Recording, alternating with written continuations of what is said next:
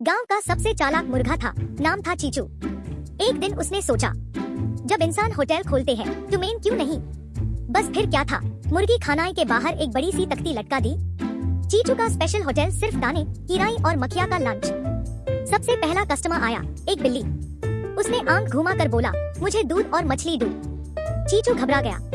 अराई बहन जी, ये होटल दाने के लिए है, खानाए के लिए नहीं। दूसरा कस्टमर आया, एक कुत्ता। उसने ज़बान बाहर निकाल कर कहा, बर्गर और फ्राइज है। चीचू ने कण खुजा कर बोला, अराई भाई, ये देसी होटल है, सिर्फ दाना सर्विस है। फिर क्या था, पूरा गांव तमाशा देखने आ गया। कोई हंस रहा था, कोई फोटोज ले रहा था, और चीचू सीधा सेलिब्रिटी बन गया। आखिर में किसान आया, गुस्से से बोला, चीचू, ये होटल खोला है या मजाक बनाया है। चीचू ने चेस्ट फूला कर जवाब दिया, मजाक तो तुमने बनाया है, जो हमें पिंजराए में बंद करते हो। अब थोड़ी मस्ती हम भी करेंगे। और बस फिर क्या था, गांव के सब लोग हंस हंस कर लौटपौट हो गए और चीचू का होटल बन गया गांव का सबसे famous spot. Please like, share and subscribe.